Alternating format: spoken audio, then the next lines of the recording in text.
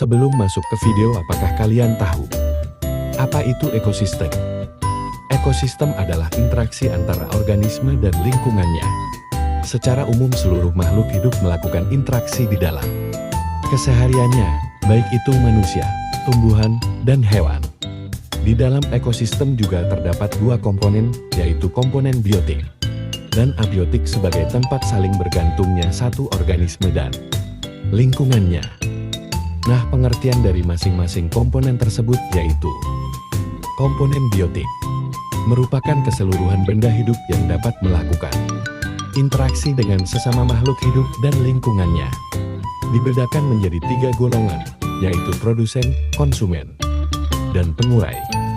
Komponen abiotik merupakan semua benda tidak hidup yang ada di lingkungan dan dapat memengaruhi kehidupan organisme, meliputi air, cahaya, matahari, tanah, udara, suhu, kelembapan, dan topografi. Oke, sekarang kita bahas. Pertama, interaksi antar komponen biotik.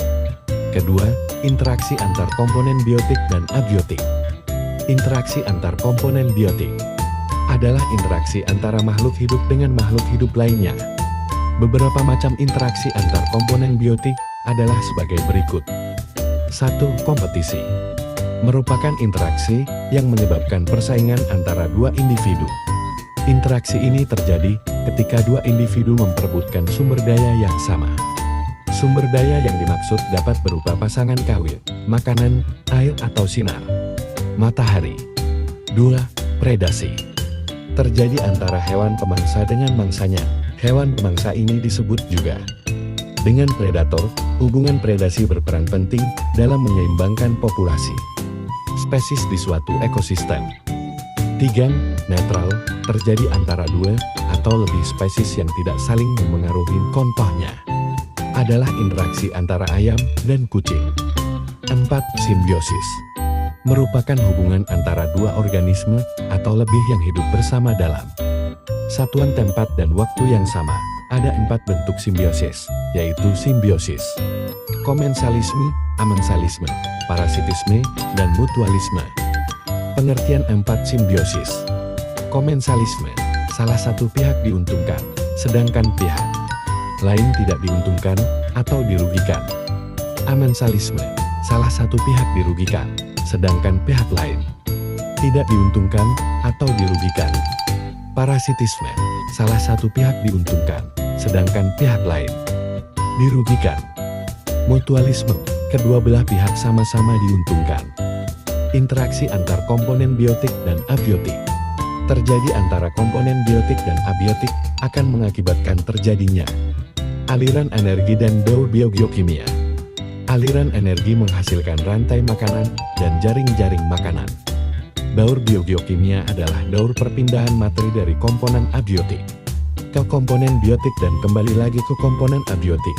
Terdapat 5 daur biogeokimia, yaitu daur karbon, nitrogen, air, fosfor, dan sulfur. Berikut gambar rantai makanan interaksi aliran energi. Gambar piramida ekologi interaksi aliran energi. Contoh interaksi biogeokimia dalam daur fosfor. Oke, sekian penjelasan dari kelompok kami mengenai ekosistem. Sekarang kami akan menunjukkan video yang merupakan interaksi antar komponen biotik seperti yang sudah dijelaskan tadi. Mari disimak ya teman-teman. Hasil dari video kami. Terlihat bahwa di sini terdapat beberapa individu yaitu kucing yang melakukan perebutan makanan nasi. Beberapa individu ini melakukan interaksi kompetisi yang dimana adanya persaingan untuk memperebutkan sumber daya makanan. Dua individu anjing yang bersaing dalam merebut makanan. Dua individu ini juga melakukan kompetisi dalam ekosistem. Nyamuk yang mengisap darah manusia, termasuk dalam interaksi simbiosis parasitisme, yaitu pihak nyamuk diuntungkan, sedangkan pihak lain dirugikan. Hal ini dapat menyebabkan pihak yang digigit oleh nyamuk terkena demam berdarah, terutama pada anak-anak kecil. Efeknya sangat besar jika lalai akan hal ini. Bisa dilihat dari nyamuk ini, begitu sebentarnya sang nyamuk menampung darah manusia kemudian pergi begitu saja. Nyamuk hanya meninggalkan bekas yang gatal dan merah, atau bentulan kecil dari gigitannya. Interaksi nyamuk ini juga termasuk simbiosis parasitisme seperti yang sebelumnya, tahap di mana pihak nyamuk diuntungkan air. Pihak manusia dirugikan. Nyamuk yang ada di dalam kehidupan sehari-hari, ada banyak jenisnya yang intinya dapat mendatangkan penyakit. Tugas kita hanyalah tetap antisipasi hidup bersih dan pola menghindari biang nyamuk, agar kita tidak mudah menjadi mangsanya.